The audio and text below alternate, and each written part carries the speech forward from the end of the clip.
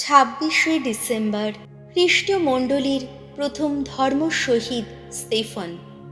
খ্রিস্টমণ্ডলীর প্রথম খ্রিস্ট শহীদ সাধু স্টেফান ছিলেন আদি খ্রিস্ট ভক্তদের মধ্যে খ্রিস্টীয় বিশ্বাস ও পবিত্র আত্মার প্রেরণায় অনুপ্রাণিত একজন বিশিষ্ট মানুষ। তাই প্রেরিত দূতেরা তাকে প্রথম অনুযাজক রূপে মনোনীত করেন, তার হাতে তুলে দেন ভক্তমণ্ডলীর বিভিন্ন সেবা কর্মের ভার। তখন থেকে তিনি খ্রিস্ট বাণীর একজন নির্ভীক সাক্ষী হয়ে ওঠেন। তিনি নির্ভয়ে ইহুদিদের কাছে গিয়ে যিশুর প্রতি তাদের বিশ্বাসঘাতকতার দায়ে অভিযুক্ত করতেন। তিনি ইহুদিদের বিচার সভায় এক দিব্য দর্শনে স্বর্গে সমাসীন যিশুকে দেখতে পেয়ে গভীর প্রত্যয়ের সঙ্গে শত্রুদের সামনে দাঁড়িয়ে যিশুর পুনরুত্থান সত্যের সাক্ষ্য দেন। ফলে শত্রুরা দারুণ ক্রুদ্ধ হয়ে তাকে পাথর ছুঁড়ে ছুঁড়ে হত্যা করে। প্রথম পাঠ শিষ্যচরিত 6 অধ্যায় পদ সংখ্যা 8 থেকে 10 এবং 7 অধ্যায় পদ সংখ্যা 54 থেকে 59। সকলে যখন স্তেফানকে পাথর ছুঁড়ে মারছিল তখন তিনি বললেন, প্রভু যীশু, এখন আমার প্রাণটা তুমি গ্রহণ করো। ঐশ্বনুগ্রহ ও দিব্যশক্তি লাভে ধন্য স্তেফান জনগণের মধ্যে নানা মহা অলৌকিক কর্মকীর্তি সম্পন্ন করতে লাগলেন, নানা মহা ঐশ্ব নিদর্শন দেখাতে লাগলেন। একদিন স্তেফানের সঙ্গে তর্ক করতে এলো বিমুক্তদের সমাজগৃহ নামে পরিচিত সমাজগৃহের কয়েকজন সদস্য এবং তাদের সঙ্গে সাইরিনি ও আলেকজান্দ্রিয়ার কয়েকজন লোক এবং সিলিশিয়া ও এশিয়া প্রদেশের কয়েকজন লোক। তবে পবিত্র আত্মার প্রেরণায় স্তেফান এমন পরম জ্ঞান নিয়ে কথা বললেন যে তারা সেই জ্ঞানের সামনে দাঁড়াতেই পারল না। তারা তখন স্তেফানকে ধরে নিয়ে গেল মহাসভায়। সেখানেও তিনি নির্ভীকভাবে ঐশ্ববাণী প্রচার করে শ্রোতাদের অন্তরে চেতনা জাগাবার চেষ্টা করলেন। তার কথা শুনে মহাসভার সদস্যরা মনে মনে রাগে জ্বলতে লাগলেন।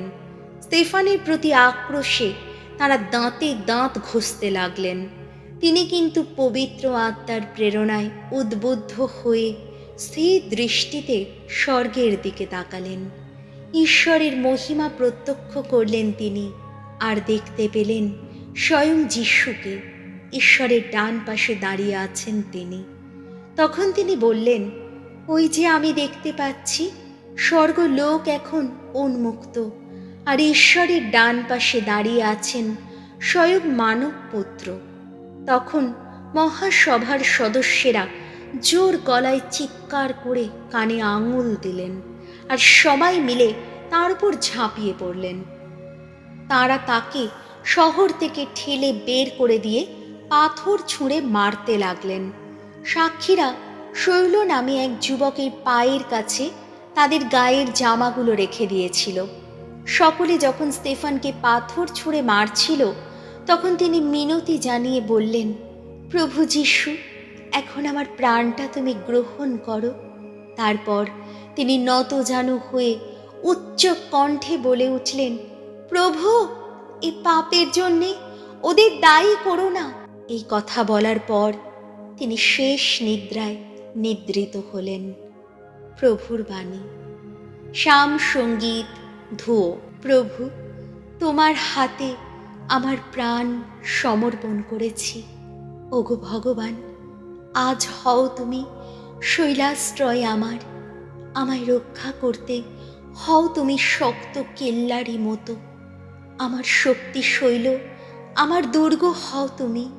পথ দেখাও, পথের দিশারি হও তুমি। প্রকাশ করো নিজের নামের গৌরব।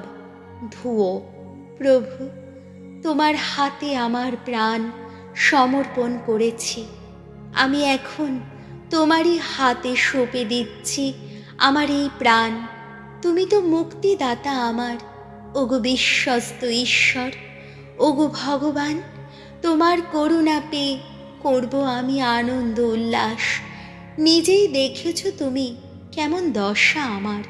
ধুয়ো প্রভু, তোমার হাতে আমার প্রাণ সমর্পণ করেছি। যত শত্রু, যত নিপীড়ক, সবার কবল থেকে আমাকে উদ্ধার করো তুমি। ওগো, তোমার এই সেবকের প্রতি এবার প্রসন্ন হও তুমি। আমায় রক্ষা করো, সত্য করো তোমার করুণা। ধুয়ো প্রভু, তোমার হাতে আমার প্রাণ সমর্পণ করেছি। বাণী বন্দনা। জয় জয় প্রভুর জয়। প্রভুর নামে আসছেন যিনি, ধন্য ধন্য তিনি। প্রভু ঈশ্বর, মানব চিত্তে আলোর উৎস তিনি। জয় জয় প্রভুর জয়। মথি রচিত মঙ্গল সমাচার 10 অধ্যায়, পদ সংখ্যা 17 থেকে 22। নিপীড়নের দিনে পবিত্র আত্মাই তোমাদের মধ্য দিয়ে কথা বলবেন। যিশু একদিন তার শিষ্যদের বললেন, সাবধান থেকো তোমরা। লোকেরা একদিন তোমাদের কিন্তু তুলে দেবে স্থানীয় যত বিচার সভার হাতে। তাদের যত সমাজ গৃহে তোমাদের কষাঘাত করবে। তাছাড়া এই আমারই জন্যে নানা শাসনকর্তা ও রাজার দরবারে তোমাদের ধরেও আনা হবে। আর তাতে তোমরা তো তাদের সামনে আর বিধর্মীদের সামনেও সত্যের সপক্ষে সাক্ষী দেবারই সুযোগ পেয়ে যাবে। লোকেরা যখন এমনিভাবে ওদের হাতে তোমাদের তুলে দেবে, তখন তোমাদের যে কি বলতে হবে, কিভাবে বলতে হবে, তা নিয়ে কোনো চিন্তাই করো না। তোমাদের যে কি বলতে হবে তা সেই সময় তোমাদের বলে দেওয়াই হবে। কেননা সেদিন তোমরা যে নিজেরাই কথা বলবে তা নয়, তোমাদের পিতার সেই পরম আত্মাই সেদিন তোমাদের মধ্য দিয়ে কথা বলবেন। তখন কিন্তু ভাই তার আপন ভাইকে আর পিতা তার আপন সন্তানকে তুলে দেবে মৃত্যুর হাতে। সন্তানেরা পিতামাতার বিরুদ্ধে উঠে দাঁড়াবে, তাদের হত্যাই করাবে। আমার জন্যে তোমরা তো হয়ে উঠবে সকলেরই ঘৃণার পাত্র। কিন্তু যে তবুও শেষ পর্যন্ত স্থির হয়ে দাঁড়িয়ে থাকতে পারবে, সেই পাবে পরিত্রাণ। প্রভু যিশুর মঙ্গল সমাচার।